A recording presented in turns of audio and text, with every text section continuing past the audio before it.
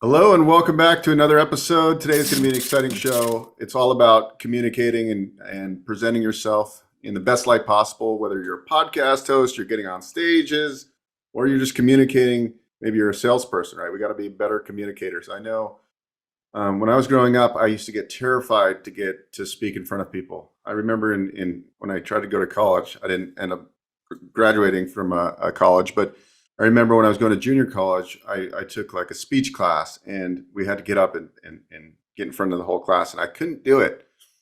And then over time, I just started doing presentations. I was never formally trained, as you can tell, but I just kind of, I guess, um, just got up and did it, right? And over repetition, I got a little bit better at it. And I know I'm not perfect because this is something we can all improve. And this is what we're going to discuss today is how to be a better communicator, right? And so this is very important if you're in sales, if you want to have a podcast show, a YouTube show, you got to be able to get up in front of people or even in front of yourself on the camera and just go and present. So I'm really curious today on today's show, just to kind of lay the foundation, some actionable tips we can become better presenters. I think that's very important. Like there's actually people actually it amazes me that people, like if you go to like Toastmasters and these things, like people like practice this on a regular basis. And I guess if you want to become a better presenter, you have to learn these tactics. So today's guest, that's what we're going to discuss. We're going to deep dive in here. We have Brenden. He is from lives in Canada. He's the founder of MasterTalk, and basically uh, he helps you become a top 1%er in the communication world. Whether you're a podcaster, whether you're in sales, whether you're a Fortune 500 company, he's worked with like IBM and all these big companies. He's got a YouTube channel with like 30,000 subscribers. So welcome to the show. Thank you so much for being here. And let's dive in how you got started in this field and helping people learn how to better communicate. For sure, Beau. Thanks so much for having me on the show. It's such a pleasure. So for me, it started in college. I went to business school and I did the exact opposite of what I do today, which was accounting. So I was a numbers guy. That's what I thought I was going to do with my life. And then when I studied accounting, Beau, I found out about these things called case competitions. Think of it like professional sports, Beau, but for nerds. So while other guys my age were playing rugby or baseball or football, I wasn't one of those guys. I did presentations competitively. That's how I learned how to speak. But then as I got older, I started coaching a lot of the students on how to communicate so they could win competitions. And I accidentally developed a talent in coaching other executives or just people in general on how to communicate ideas. And that's what led to Master Talk. I realized that there wasn't that great information that was available for free on how to communicate. So I just started making videos while I was working my day job for a few years. And then it just turned into something I never could have imagined. That's so cool. Yeah, like everybody says, oh, go to Toastmasters. I try to go to Toastmasters. I tell you what, like, no offense to Toastmasters, I just don't understand the way they do it, and it just doesn't resonate with me. So I'm looking for a better kind of platform to learn.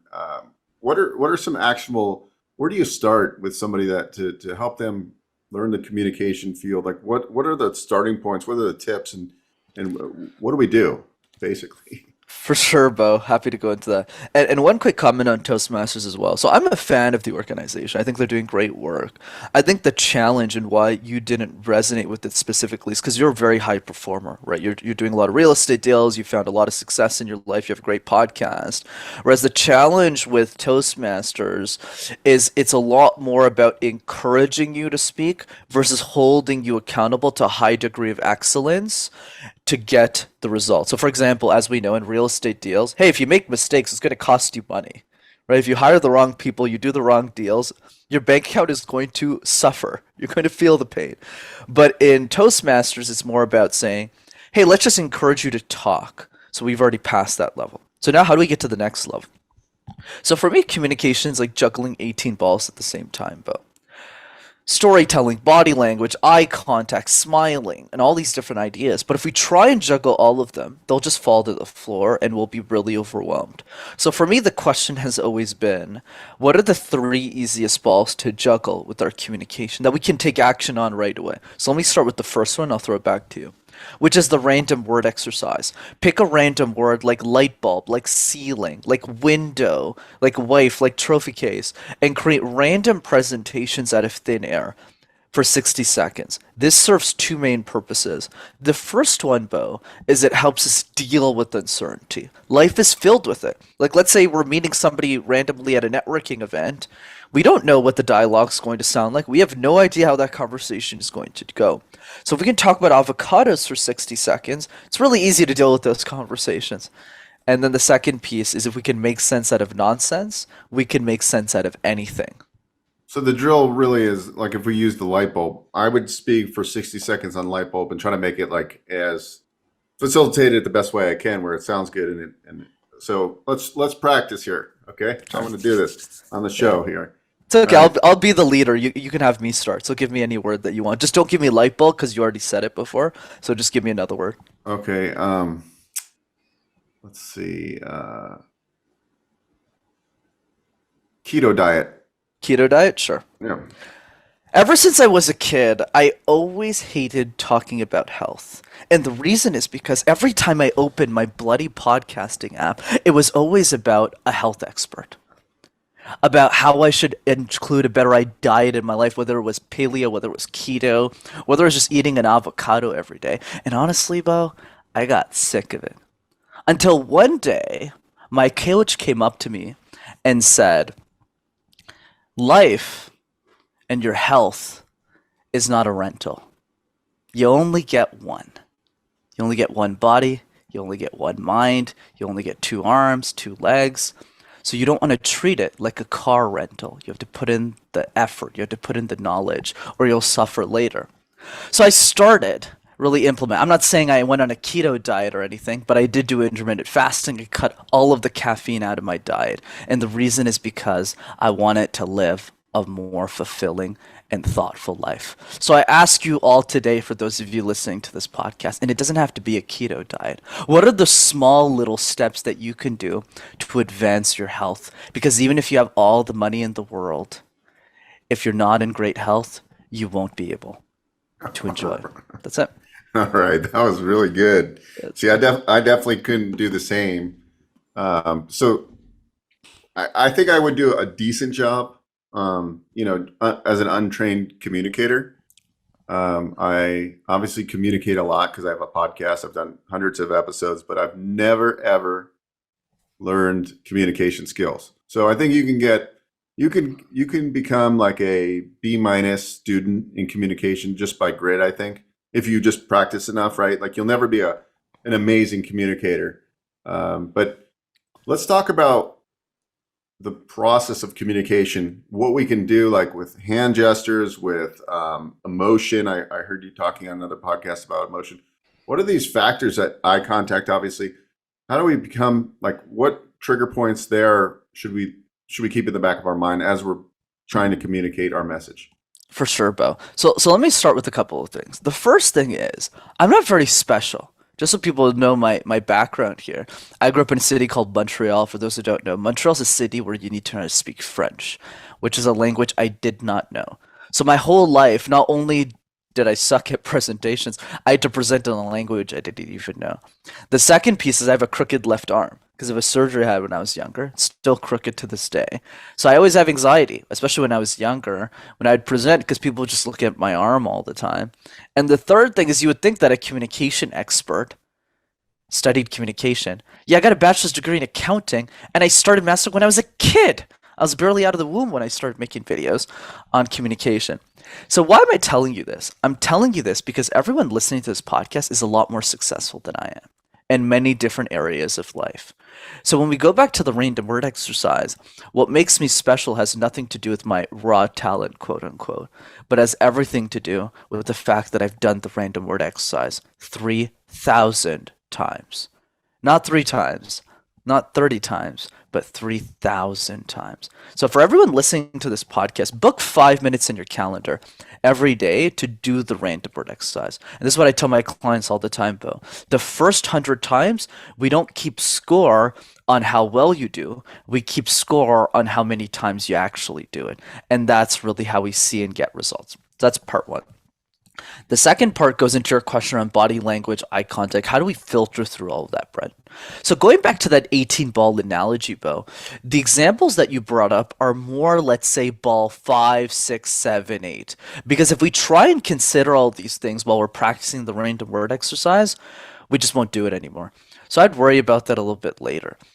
So I'd say the next step here is to go to ball 2, which for me is the question drill. And this is going to be specifically super valuable if you're a business owner or real estate investor. I actually teach a lot of people in that area that specific drill, and it makes a difference. So I'll tell you what it is. So essentially, we get asked questions all the time in our life, Beau. But a lot of us are reactive to those questions.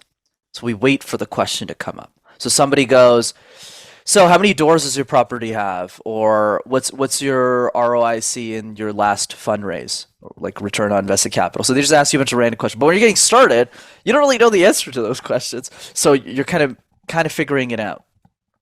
Same thing with me. When I started guesting on podcasts a few years ago, I sucked.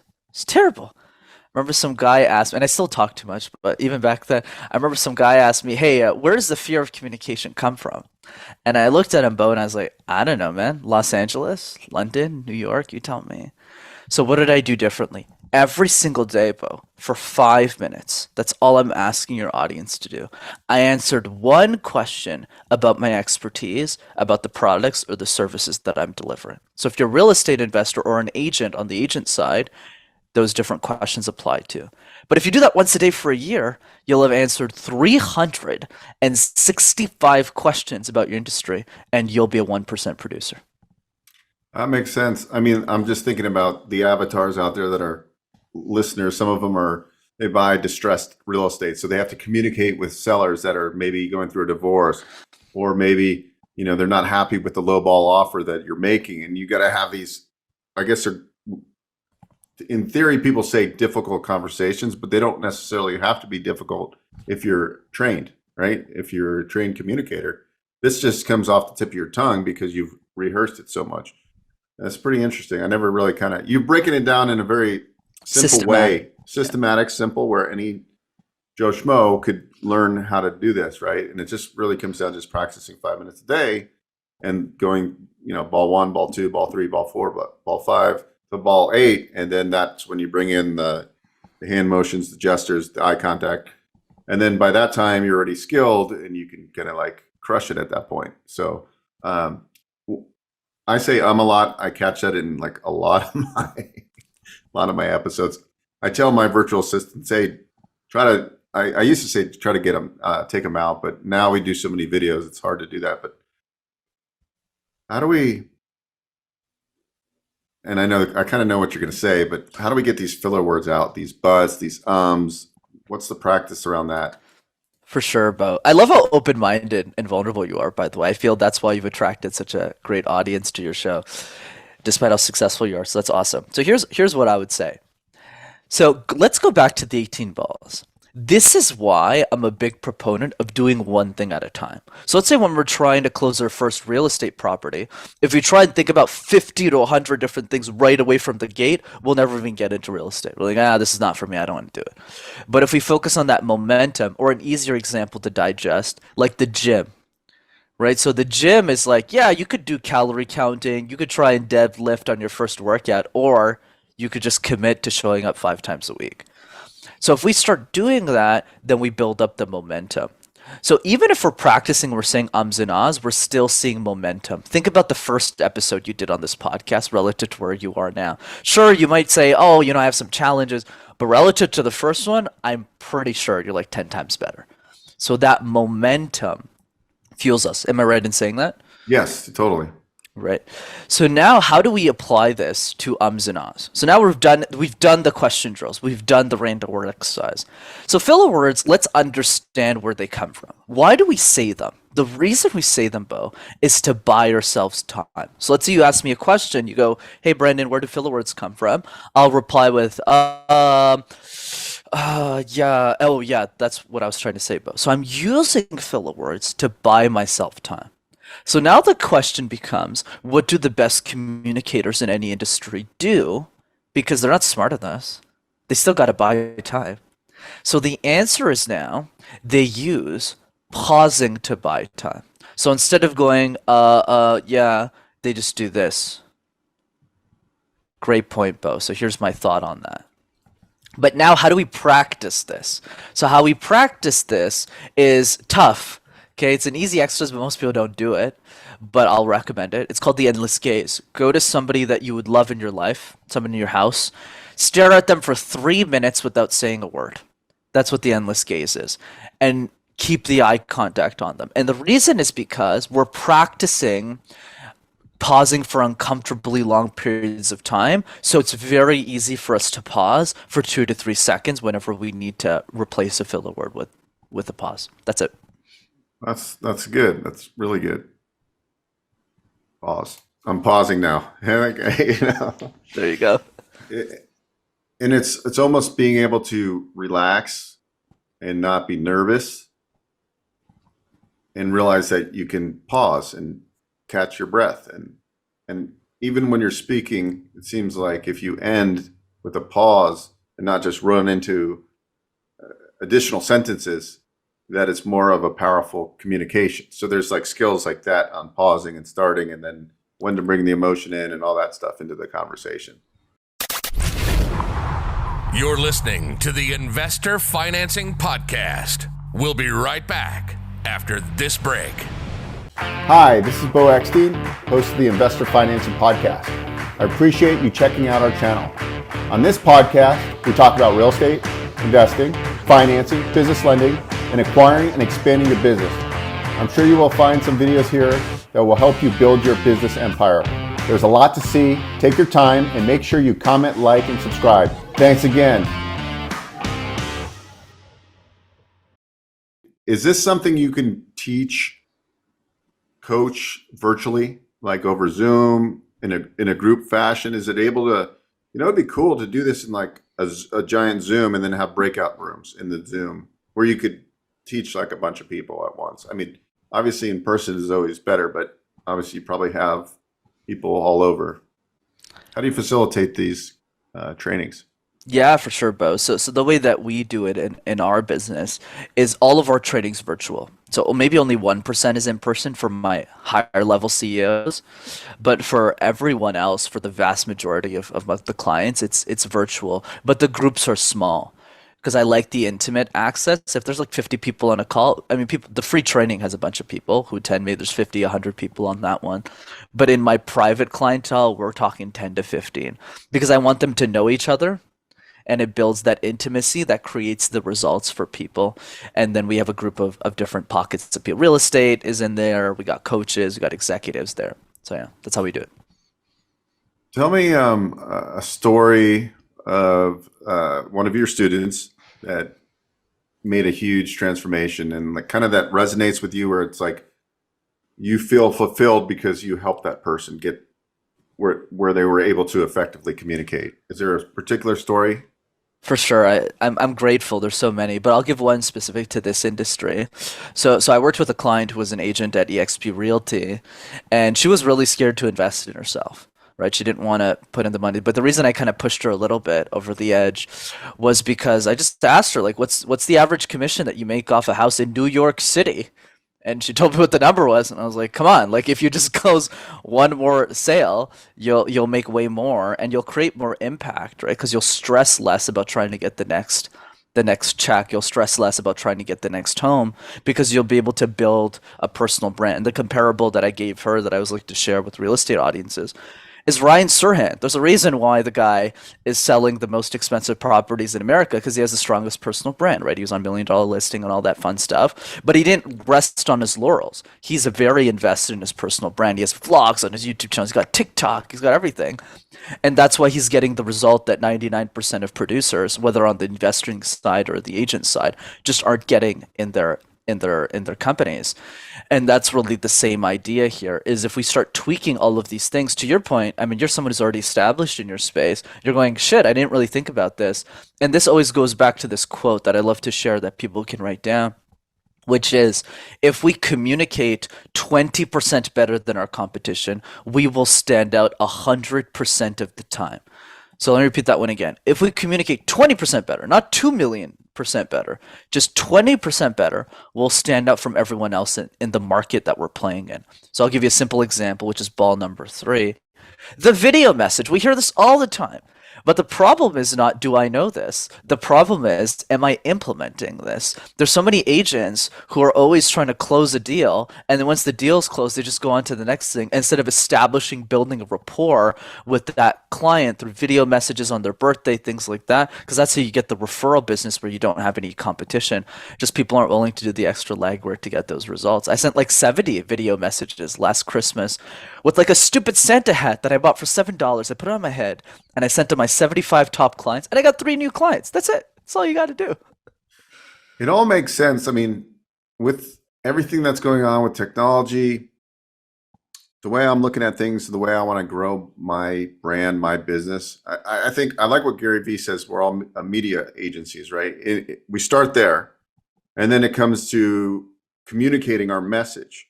The more efficiently and emotionally we can communicate our message, the more business we're going to get, whatever business you're in. It makes sense. And so like this, like I think if you're out there listening to this or watching this in the future, just think about it. We're a media agency. We need to communicate our message, and the people that do it 20% better are going to be they're the 1%ers, right? They're the 1%ers that are going to make the majority of the money and get the most amount of referrals. And you can craft messaging and practice around asking for referrals, rebuttals, difficult conversations. All this can be rehearsed over and over again until you become so good at it, you don't need to practice anymore. I mean, well, you always need to practice, but I see the value in this more so than when we started this 20 minutes or so ago, meaning that this is something that I definitely want to implement into my business. Because I feel the power of it. The more I learn about messaging and branding, it just makes sense as a business owner of any kind. You need, the more effectively we communicate with your spouse, right? Like having difficult conversations with your wife or your husband, with potential new clients, portraying authority in the space. Like I see that as a big one too. Like my core business is originating and financing real estate and business loans. So the more efficiently I could communicate that message to the client or the prospect, if you can do that, they're not going to go shop you, right? Because they're like, this guy is good. I don't need to go shop. And so I want to get that good, right? So we got to take some of your coaching. For sure. And then there's the next level to that, which is because I'm always trying to think bigger, which is what if you gave a presentation at a local industry event? You're going to get inbound business for loans, and there's no shopping around because they see you as the thought leader in the space. This is a great quote that you might actually know in this business. A good amazing guy named Sharon Srinivasa, and he says that fame is the most efficient business model. So what that means is if you get on a sales call with somebody that you've seen on a TikTok video, somebody that you've seen a presentation, there's no sales call. They just come up to you and go, oh my God, I get to meet Beau? This is incredible. So it's not even about the business. Yeah, sure, you're still asking about challenge, but they're already sold, right? And that's really the advantage that a lot of people, especially in real estate, shocking to me that people aren't capitalizing. They're all hustlers, but they're not seeing kind of the bigger picture of how they can completely dominate their markets. No, you're so correct. Because like my YouTube channel now, I get so many leads, and I'm not even efficiently communicating yet. When I practice this, and the message is stronger, and the call to action is very clear to the person watching the YouTube video, it's gonna 20, 30, 100x the booked appointments that I get on my calendar, right? No and you're doubt. right. People know, like, and trust you because I communicate well. And you can do this through a video message, through a YouTube, through an audio podcast. I mean, there's so many ways, right? And those people then already like you.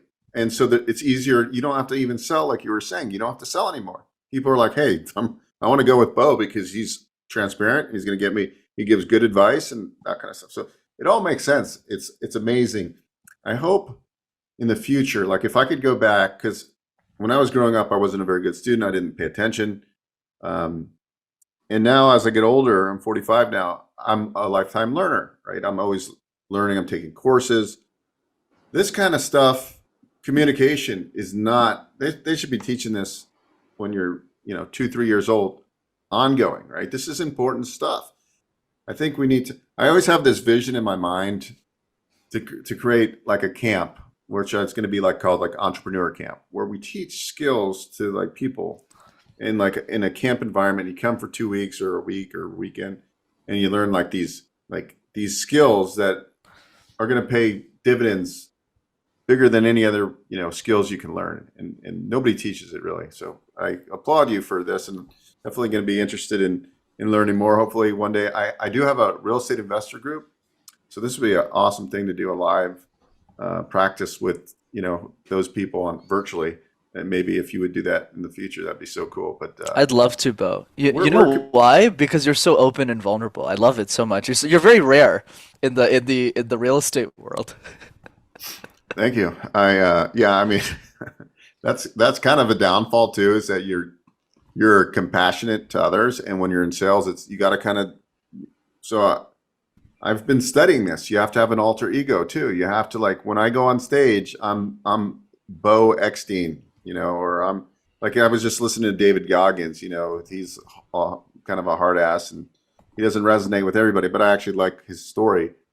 And he says when he goes out, he's not David Goggins, he's Goggins when he runs 100 miles. And so like when I get on stage, I'm going to be my alter ego, because I'm, maybe it's you trigger something, like maybe I put a bracelet on or a certain outfit. So when I get on stage, I'm that alter ego who can present and be a total badass on stage, right?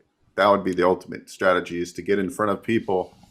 Like I'm doing a presentation for my real estate group, and I'm the speaker. I usually bring in speakers, and I'm talking about SBA financing. And so to be interesting, it's a PowerPoint type of presentation, but what can I do beforehand to practice, right? Obviously, I can go through and write down what I'm going to say and kind of summarize it, not word for word, because then I'm going to be trying to read it. And but last tip here, what would you recommend? I mean, the presentation's in 5 days. I don't have much time to practice, but how might you? What advice would you give me to like make the presentation as good as possible within 5 days without having that much experience in communication? For sure, Beau. Super simple, actually. I teach a strategy called puzzle. So communication's like a jigsaw puzzle. You know those little pieces, those toys used to play as kids? So whenever we're working on a jigsaw puzzle, the question that comes to mind is, which pieces do we start with first? And the answer is the corners, the edges. And the reason is because when you work on the edges, Beau, they're easier to find in the box, they're easier to put together, then you work your way into the middle. Why am I telling you this? Because unfortunately, we do the opposite whenever we prepare speeches.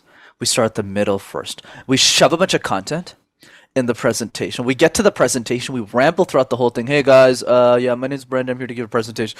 And then the last slide sounds something like this. Thanks.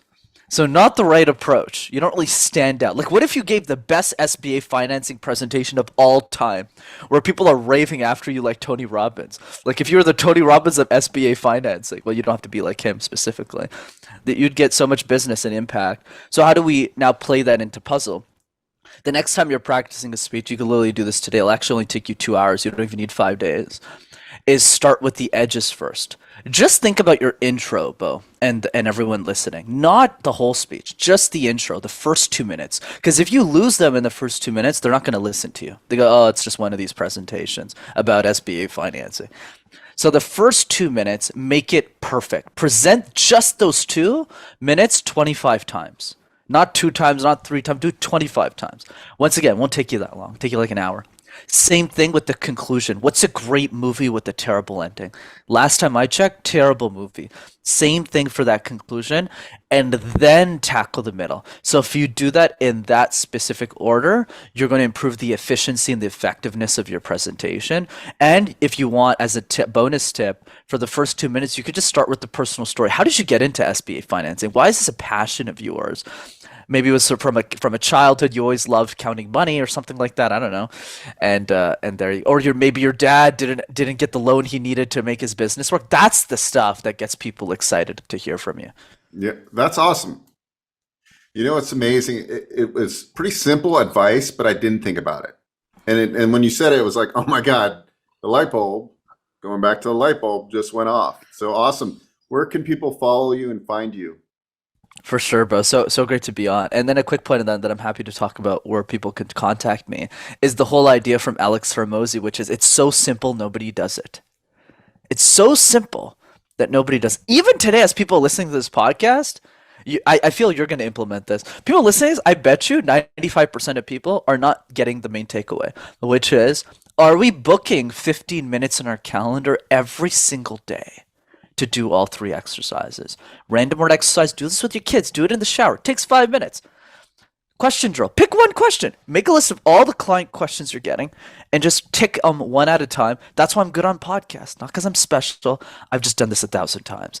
Same thing with the video messages. Just pick your top 50 accounts, wish them Happy New Year, and see what happens.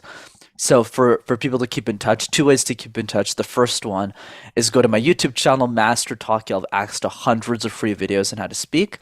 And then the second piece, for those who are interested in working with us directly, the best way to do that is to come to one of our free trainings on communication. It's a free workshop I deliver on Zoom that's live every 2 weeks.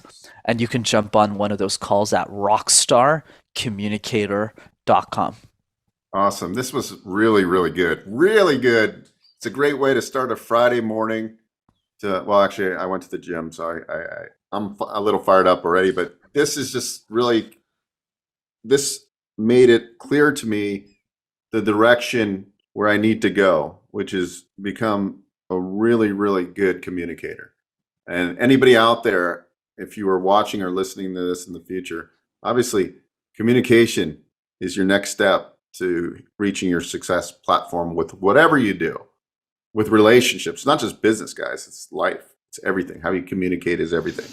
And this just reinforced it 100,000%. So thank you so much. I'd love to have you back on the show to do some more of this in the future, because this, guys, I know normally we talk about stupid loan stuff, but this, not stupid, but this is the good stuff, guys. This is the stuff that we need to really think about, that we overlook.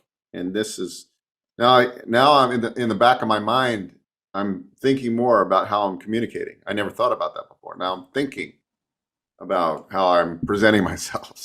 So awesome. Thank you so much. Appreciate it. Of course, Beau. My pleasure. Hey guys, Beau Eckstein here. If you enjoyed what you saw, please subscribe to this channel. We talk all things financing. I've been in the lending industry for over 20 years, and I'm happy to answer your questions and provide great content.